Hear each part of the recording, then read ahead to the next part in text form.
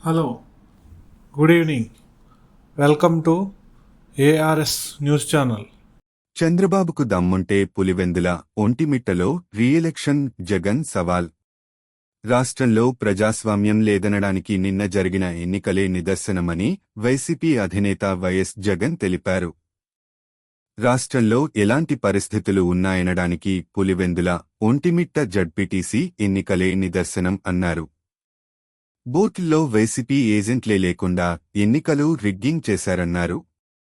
సాక్షాత్తు పోలీసులే బూత్లోకి వెళ్లిన ఏజెంట్ల ఫామ్లు చింపేసిన పరిస్థితి దేశంలోనే ఎక్కడా ఉండదన్నారు. ఓటర్లను గుర్తించాల్సిన, ఓటర్ల జాబితాల్ని గుర్తించాల్సిన పోలింగ్ ఏజెంట్లనే లేకుండా చేశారన్నారు.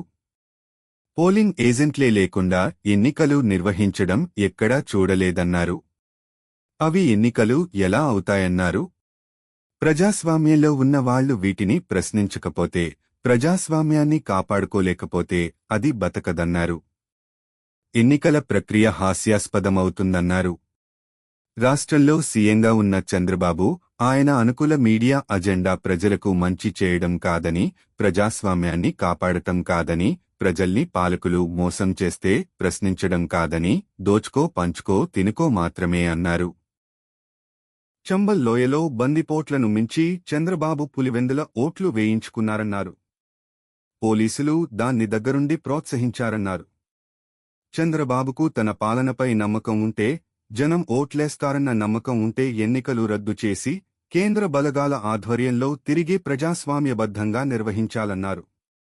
నిన్న టీడీపీ మాజీ ఎంపీ గరికపాటి రామ్మోహనరావుకు సమీప బంధువైన అనంతపురం డీఐడీ కోయ ప్రవీణ్ ఈ 2 జెడ్పీటీసీ ఉప ఎన్నికల విషయంలో పచ్చ చొక్కా వేసుకున్న కార్యకర్తలా వ్యవహరించారని జగన్ ఆరోపించారు. చంద్రబాబు మాట వినకపోతే పదుల సంఖ్యలో అధికారులు పోస్టింగ్లు లేకుండా ఇబ్బందులు పడుతున్నారన్నారు. తనకు అనుకూలమైన డీఐజీల ఆధ్వర్యంలో అవినీతి చేయిస్తున్నారన్నారు.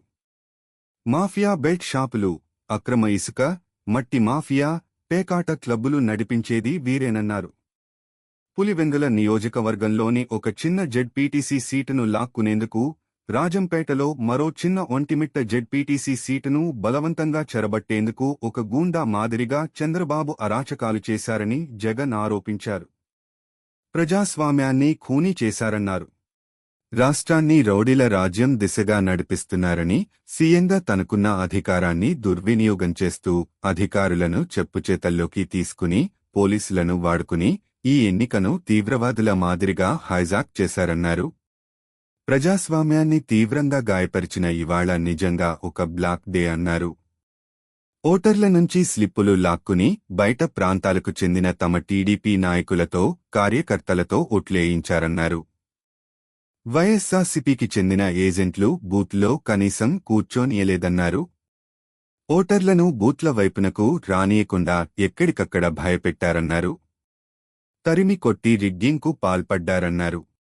మహిళా ఏజెంట్లపైన కూడా దాడులు చేశారని, స్వేచ్ఛగా ప్రజలు ఓట్లేయడానికి కాపలా కాయాల్సిన డీఎస్పీలు, సీఏలు, ఎస్ఐలు, ఇతర పోలీసులు చంద్రబాబు తప్పుడు ఆదేశాలకు తలొగ్గుతూ టీడీపీ వాళ్లు చేసే దాడులు, దౌర్జన్యాలకు దగ్గరుండి కాపలా కాశారన్నారు. పోనీ తనకే ప్రజలు ఓట్లేస్తారని అనుకున్నప్పుడు చంద్రబాబు గారు ఇన్ని దౌర్జన్యాలు, అరాచకాలు ఇవన్నీ చేయాల్సిన అవసరం ఏమొచ్చిందని ప్రశ్నించారు. తనకే ఓట్లేస్తారని అనుకున్నప్పుడు, ఆ ధైర్యం, నమ్మకం ఉన్నప్పుడు నిర్భయంగా తమ ఓటు హక్కును వినియోగించుకునేలా ఓటర్లను స్వేచ్ఛగా వదిలేసేవారు.